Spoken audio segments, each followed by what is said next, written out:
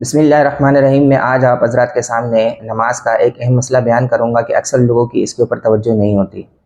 وہ مسئلہ یہ ہے، اس مسئلے کو بیان کرنے سے پہلے یہ بات بیان کرنا چاہتا ہوں کہ مقتدی کی 3 قسمیں ہوتی ہیں: مدرک، لاحق اور مسبوق۔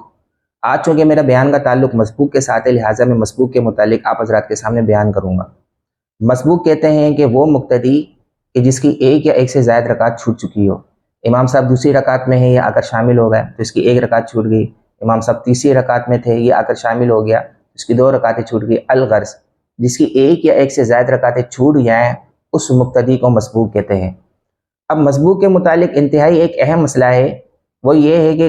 کبھی کبھار ایسا ہوتا ہے کہ امام صاحب کو نماز میں سہو لاحق ہو جاتا ہے، جس کی بنا پر یعنی غلطی ہو جاتی ہے امام صاحب سے، تو وہ آخر میں سجدہ سہو ادا کرتے ہیں، اور سجدہ سہو ادا کرنے سے پہلے امام صاحب سلام پھیرتے ہیں۔ تو مسبوق جو ہوتا ہے وہ بھی امام صاحب کے ساتھ سلام پھیر لیتا ہے، حالانکہ سلام پھیرنے کی بنا پر کئی مرتبہ تو ایسا ہوگا کہ اس کی نماز فاسد ہو جائے گی، اور کئی مرتبہ ایسا ہوگا کہ اس کے اوپر سجدہ سہو لازم ہوگا، اور کئی مرتبہ ایسا ہو سکتا ہے کہ اس کے اوپر کچھ بھی نہ ہو۔ اس کی تفصیل انشاءاللہ وہ میں آپ کے سامنے بیان کروں گا، اس کو توجہ کے ساتھ سماعت فرمائیے گا۔ تو وہ کون سی صورت ہے کہ جس کی بنا پر مسبوق اگر امام صاحب کے ساتھ سجدہ سہو کا سلام پھیر لے تو اس صورت میں مسبوق کی نماز فاسد ہو جائے گی؟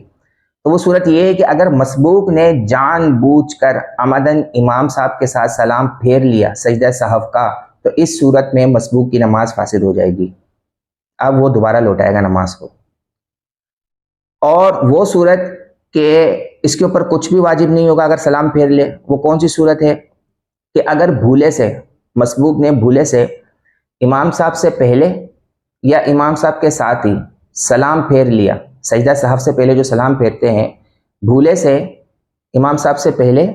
یا امام صاحب کے ساتھ اگر سلام پھیر لیتا ہے تو اس صورت میں مسبوق پر سجدہ سہو نہیں ہوگا۔ اور تیسری صورت کہ اس کے اوپر سجدہ سہو لازم ہوگا مسبوق کے اوپر، وہ یہ صورت ہے کہ امام صاحب کے سلام پھیرنے کے بعد اگر بھولے سے مسبوق سلام پھیر لیتا ہے، امام صاحب نے السلام علیکم ورحمۃ اللہ کہا، مسبوق نے بھی بھولے سے سلام پھیر دیا، اچانک اس کو یاد آ گیا، اس نے اپنی گردن ہٹا دی، الغرض بھولے سے اس نے سلام پھیر دیا، تو اب اس صورت میں جب امام صاحب نماز کو مکمل کرے گا، یہ اپنی نماز مکمل کرنے کے لیے کھڑا ہوگا، تو آخر میں اس کے اوپر سجدہ سہو یہ لازم ہے۔ اگر سجدہ سہو نہیں کرتا تو دوبارہ اس کو نماز کی ادائیگی یہ واجب ہے۔